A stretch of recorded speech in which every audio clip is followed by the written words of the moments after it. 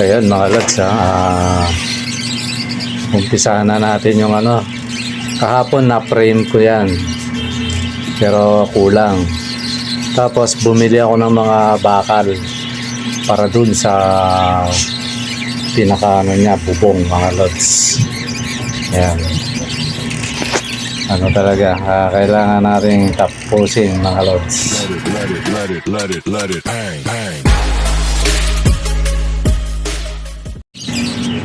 Kaya yan mga lods, umpisahan na naman natin yung ating aviary. Ayan. Kahapon na ano ko yan, na-framean ko siya, pero ano, bumili pa rin ako ng ano, mga bakal para tumibay, para dun sa taas, para sa bubong niya. Totally ano, shading net lang ilalagay natin dyan mga lods. Ayan. Halos ano na, mauubos na yung budget natin mga lods. Kanina magkano rin yung ano, napabili kong mga bakal. Yung tubo mga lods, nasa kulang-kulang ano rin yun, 1,000 mahigit, kasama ano, kasama yung ano, kasi tricycle lang inarkil ako ganun ka mahal ang ano. Tapos buti meron dito yung pinaglilinis sa bodega dito sa tapat namin. Nagpapahanap nga akong tubo, yun, meron siya na ako ang dalawa. Magaganda, parang pangkortina din pero makapal. Kagaya rin siya nung binenta niya sa akin, pero medyo malaki, nasa 1.5 yata o 1 1/4, mga ganun yung bilog niya. Kaya yun, nilagay ko sa ano yan. Kung makikita nyo, ayun yung mga bakal mga lods. Hindi ko pa nilalagay lahat. Tapos ayan yung screen, ikakabit na natin yan mga lods, para ano, kasi alam ko kulang to malaki yung kulang nito dahil yung sa baba nga ano na yun 25 meters na yun di hamak na mas malaki tong ginagawa natin. Yun doon sa maliit lang, 25 meters kinapos kaya yan may possible na bumili tayo uli, kaya lang wala na tayo pambili mga lods. Ayan, na-screenan ko na siya. Mag-i-screen na ako. Matagal mag-screen mga lods kasi wala akong kasama. Mayroon pagsundot dyan yung plastic wire na yung pantali, yung tie wire na ano. Kaya tiyagaan, matagal magtali. Maganda na yung ano, plastic na ano, sabihin di mo kailangan ng ano, kaysa pag sa alabre kasi mas matagal, tapos ano pa yun, pangit. At least yan, tali ka lang ng tali. Yan yung ano natin. Nga lang ano siya, bitin siya mga lods. Ano siya sinusukat ko kanina, ano, talagang kahit anong kwenta ko kulang. Hindi siya malalagyan sa itaas kasi nilalagyan ko yan sa itaas Tapos hindi rin siya malalagyan sa gilid. Kaya sabi ko parang ano parang may daya yung ano. Pero in fairness makapal kumpara doon sa nabili ko dati. Kaya pala 1.7. Ano naman, makapal, okay siya. Nga lang parang walang 22 meters to. Parang ano lang, sinusukat-sukat ko. Ano lang parang nasa 20 lang, 20 meters. Kaya bibili na naman tayo niya. Pero hindi na ganun ka ano, hindi na ganun karami. Kasi yung gagawin natin mga lods, gusto ko pag binaklas yung ano, nandito na yung mga ibon. Tapos yung mga pinagbaklasan na yan, pang ano yan, pandodoble ko na lang para walang pusang makapasok. Tapos yan, nagtilig muna tayo kasi hapon na yan mga lods. Inumpisahan ko ng umaga, natapos ako totally gabi na ako natapos. Yan mga lods, yung ano natin na yan, yung ginagawa natin, maano siya, kumbaga malinis siyang tingnan, maaluan tingnan, matibay kasi ano yan solid na bakal yung mga ano natin ginamit sa bubong, kaya okay. Yan, pag naano natin yan, ang poproblemahin ko na lang dyan yung Although kulang pa yan, kulang pa yung screen. Yung ibig ko sabihin yung sahig, kasi kailangan hindi ma-distract yung sahig natin. Ay sahig. Yung bubong natin. Ano yan, mayroong mga paleta rito. Ano yan, iaano ko yung paleta. Tapos, tarpaulin. Para walang laglag sa ilalim. Siguro pag uulan lang, tsaka lang may dadaloy na tubig dyan sa may tapat ng, yan, yung tinatayan ko na yan. Magkakatubig lang siguro doon sa may labas, yung lalagyan nating halaman. Para tumagal ang bubong natin. Tapos, ano, yung mga kulungan nating, ano, bibili ako ng ano, o kaya kung hindi kasya, kasi DIY yung mga kulungan nating iba, bibili ako ng ano, ng plain sheet o kahit zero siguro kung ano yung magandang ano, iyaano ko, yun yung pansasalo natin para males yung ano, laglag sa sahig, para hindi mahirap linisin, mga lods. Yan, ganun lang yung ano, yung gagawin natin diskarte. Tapos dito may mga paleta, yung siguro yung mga pampapatungan ko ng ano, ng mga kulungan na kailangan yung gagawin natin. Yung patungan, ano, hindi mahuhulog direkta sa bubong natin kasi mahirap paglinis dito eh. Lalo na ano, may uwang ng konti. Kita nyo siguro yung pag-akyat ko, di ba? Nagyan ko na ng screen para hindi tambayan ng pusa eh. Kasi isang araw pa nga lang eh, pag-akyat ko kanina, ang baho nung ano, iniiyan yung ano, mga bastos na pusa eh. Iniiyan yung gamit ko. Ano yan eh, mamarkahan nila eh, kaya bago nila mamarkahan, laging doon sila iihi, yung pinagsasara ko na yung ano. Tapos yung mga daanan ng daga na possible, pinagsisimentohan ko na. Hindi ko nga lang na i-video. Baka bukas ispatan ko yun, makita nyo. Para hindi ano, hindi masyadong ano yung mga daga. Kasi manggagaling sigurado yung mga daga dyan sa kabilang bahay, dyan sa may anak ko. Kaya pinagsasara ko. Tapos yung mga pusa, siguro pansamantala ano muna sila. Magsawa muna sila ngayon kasi wala pa akong pambakod, kasi papakuran ko pa yung labas na yan pag ano na eh. Pag yung lilipat na tayo. Pero sa ngayon, pababayaan ko muna sila dyan. Siguro kung ano lang yung mga pwedeng ipang cover ko dyan para hindi sila masyadong ano. Tapos medyo mataas to. Siguro naman di nila akyatin yung bubong. Kasi nung nakaraan na yung alaga ko pa yung mga bato-bato, kung saan sa bubong, kung saan yung mataas, doon sila tumatae, kaya ang baho talaga. Hanggang grabe yung ano, nagkalat yung ano. Kaya ito siguro harangan ko ng ano, tataasan ko yung ano, yung bakod, tarang bakod talaga siya. Para malis yung mga pusa na to. Kasi ano yun eh, kung dadaan lang, walang problema. Kaya minsan tumatae pa, umiihi. Tapos binubulabog tong alaga natin. Kaya ano. So yun lang yung mga lods. Tapos yan, inabot na ako ng gabi dyan. Makikita nyo dyan, inabot na ako ng gabi. Eh, ganun talaga sa pag-ibon. Kailangan natin ano yun.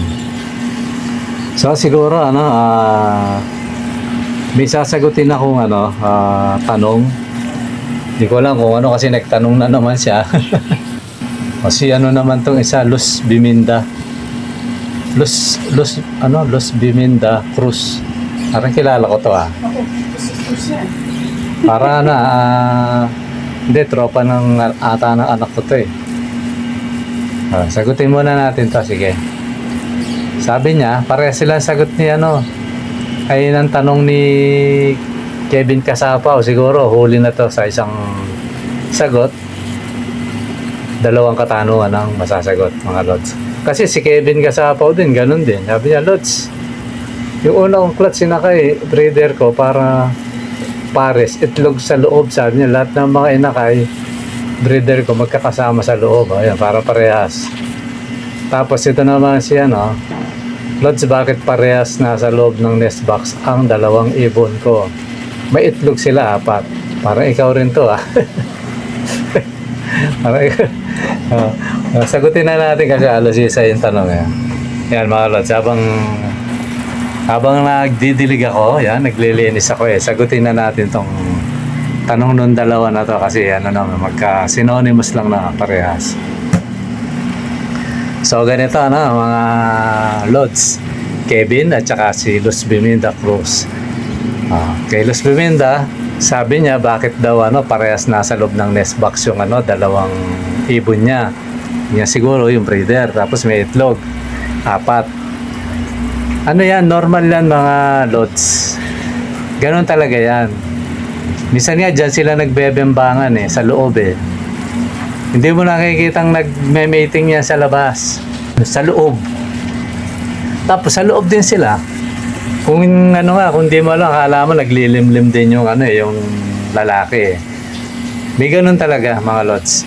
So ibig sabihin, yan, magandang breeder yan. Pag sinasamahan niya sa loob yung hen. Magandang breeder yan kahit sa kakatail. Magandang breeder yan. Lalo na ito, bigyan ko kayong tip Pag ang yung kits matapang. Bubuksan mo gano'n, matapang. Kahit sa African gano'n. Parang nangangagat, nanunuka.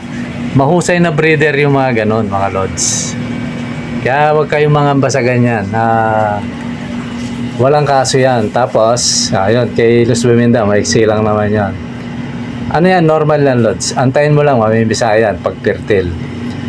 Kay Kevin Kasapaw naman, magkakasama daw yung yung mga niya, inakay. Tapos may itlog na yung niya. 4 months daw nagpares. Ayun nga, 4 months nga lang. Halos ganun din. Yun naman, yung pagkakaiba nyo lang yung mga inakay. Ganun talaga. Kasi kaya nga ako, ang diskarte ko dyan, pag marunong nang kumain, minsan na yan, complete na yung balahibon niya, nando pa sa taas, nagpapasubo pa. Ang ginagawa ko, binababa ko yan sa ilalim. Yung iba umaakyat ulit, pero yung iba hindi na bumababa, hindi na umaakyat. Ngayon, pag yung medyo kumakain-kain na, inaalis ko kagad yan kasi pag complete na yung balahibo niya, automatic matututo na kagad yan, mga lods. Ganun lang yan, huwag kayong mangamba sa mga ganyan. Okay lang yan. Tapos, eto pang isa, totally si Delsin, isang araw pa yata ito Sabi niya, Lods, tanong lang bakit kaya ang mga parakeets ko napasok na sa nest box, ayaw pa ding umitlog. Ito, baliktad naman. Ginawa ko ng pagpapalit-palitan ng pair, ayaw pa din. Yan. Totally si Lods, nasagot ko to nung pumunta sa rito. Yung nanalo to So, alang-alang sa mga, baka may ganito rin problema sa breeder nila. Ganito. Kaya kung kakasa yung video natin, baka humaba. Sagutin natin, alang-alang sa iba. Kasi si Densi sinagot ko na. Ganito lang yan, Huwag kayong mainip. Kaya lagi ko sasabihin, bawal mainip. Kasi ako nga, meron 6 months 6 na buwan bago sila nagpares. Siguro, sabi ng ibon, talagang wala tayong magagawa. Ayaw tayong paghiwalayin. Sabi niya, sige, tayo na lang. Ayun. Sila? Nagpares. Tapos sa 2 itlog. So nakita ko talagang hindi nila gusto yung isa't isa. So doon na ako nag-decide. Kasi kasama sa trial yun pag nag-iibon ka.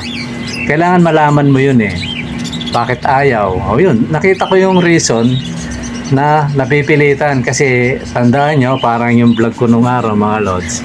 Ang ibon parang tao rin. May korsonada rin yan. Di ba tayo sa tao meron mahilig sa maputi, mahilig sa matangkad, di ba? Meron naman hilig niya kayumanggi. Iba balangkinitan. Iba naman ang hilig nila double XL, di ba, Okay, 5XL. Ganon, kumbaga sa tao. Sa ibon ganyan din mga lods. Alam niya kung ba't ko nasabi yan.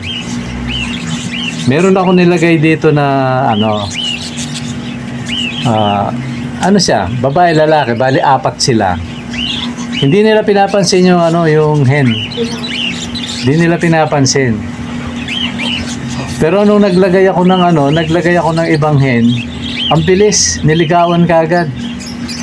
Ganun yung ibig sabihin, may korso-korsonada rin. Pero bago nyo paghiwalayin, ano muna, tiyagaan nyo.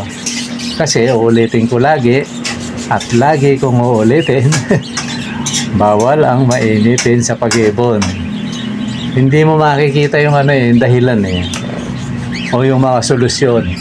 Ako kasi, pag ayaw magpares, bahala ka sa buhay mo. Sige, magsawa ka dyan, di ba, no? O, kita mo yung pinagpares ko na noong una, ayaw, nag-iiwasan. O, ngayon, may ano na, mga lods, namisana. Namisana sila. Ganun lang ang pag-iibon, mga lods. Totally kanina, nakita ko kinapa ako. May umiyak kasi. Kinapa ako, yun, may sisiw na, mga lods, may inakay na. Kung binaklas ko yun, talo, di ba? Parehas yun, recessive. Dilaw yung isa, yung kak, tapos medyo krimino na yung babae, pero maganda yung dating. O, pag nagbuga yan, maganda. Ganun lang, tiyagaan lang, mga lods. Kasi pag wala tayong tiyaga, walang sinigang. Yan ang kasabihan. Yung daw nilaga, walang lasa yun. Walang effort. Kaya pag walang tiyaga, walang sinigang. Yan. Kung may tiyaga, may sinigang, siyempre. Ganun yung mga lods. Kaya, ano yan, samahan nyo ng observation. Wag lang mga lods na binilang mo, dapat 1 linggo, 2 linggo, 3 linggo, kakalasin ko na to. Wala, hindi tayo makakarami nun. Kasi tandaan nyo, minsan, yung mahirap pagparisin na yan, yun yung mahuhusay pag nagparis. Although minsan talagang makikita mo, hindi niya talaga gusto, napilitan lang. Diba, no? Yun. Pag nakabuga na siyang isa, tapos nagtatagal, diba, no? Para yung yung blue ko ngayon, nung pinagparis ko parehas malalaki ayaw niya, ang tagal. Nabot nga ng nabot na 5 buwan yata. Tapos, napilitan, nagbuga, namisa, 2. Tapos sumunod, 1. Tapos ang tagal bago maano. So kinalas ko yung pinahinga ko ng mahabang panahon. Ngayon ang inano ko sa kanya, yung clear wing. Di ba, no? Pinaris ko. Although medyo maliit yung clear wing, normal size siya. Ayun, gusto niya. Yan yung tinutukoy ko ron, mga lods Yung clear wing. Yung blue na tama, ang ganda ng anak. Na-clear yung mga pakpak. Parang luminis, ang ganda. Tapos ngayon, lang yun, 2 lang binuga nung una. Ako sanay na kasi ganun lang ang buga nun. 2, 1. Yung ngayon, binilang ko, 4 yata o 5. Tapos pisa lahat, mga lods. Di ba? Kung di tayo matyaga, hindi mo makikita yung bunga. Di ba? No? Kaya yun, mga lods, kasi ganito, bakit ba tayo nag-iibon, di ba, no? Naglilibang lang tayo, kumbaga hobby. Di ba?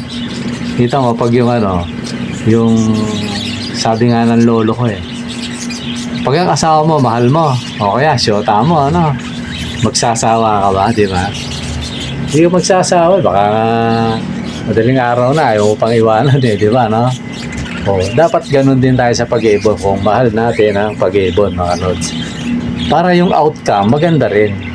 Di ba, no? Kasi sa totoo, maraming mga kalods natin nagchat-chat, bakit daw siya ang tagal ganito, ganyan, bakit ang konti, ganyan.